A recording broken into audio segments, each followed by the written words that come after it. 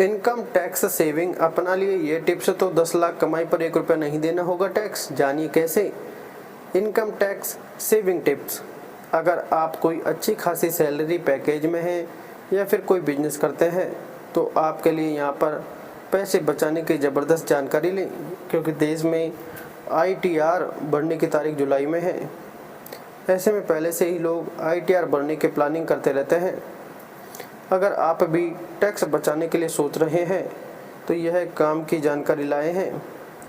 अगर आप भी टैक्स बचाने के लिए ऐसी स्कीम के बारे में जानना चाहते हैं जिसमें आपका टैक्स छूट के साथ बम्पर सेविंग हो, तो आपके यहाँ पर कुछ ज़रूरी जानकारी दे रहे हैं जिससे आप फाइनेंशियल प्लानिंग करके लाखों रुपए की बचत कर सकते हैं।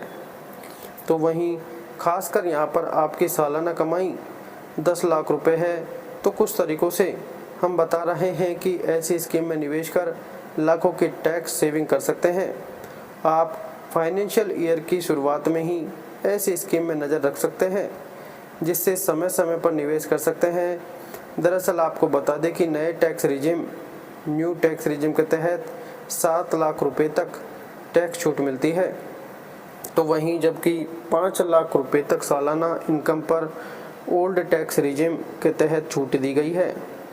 हालांकि लोगों को परेशानी जब आ जाती है कि कमाई इन दोनों टैक्स रिजिम से ज़्यादा है, तो आपको टैक्स बचाने के लिए यहाँ पर कुछ टिप्स जान सकते हैं।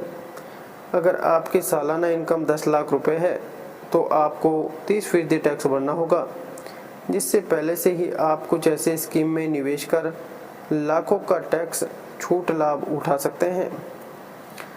ऐसे 10 लाख रुपए पर भी नहीं देना होगा टैक्स। पहले से स्टैंडर्ड डिडक्शन के तौर पर 50,000 रुपये तक की छूट मिलती है।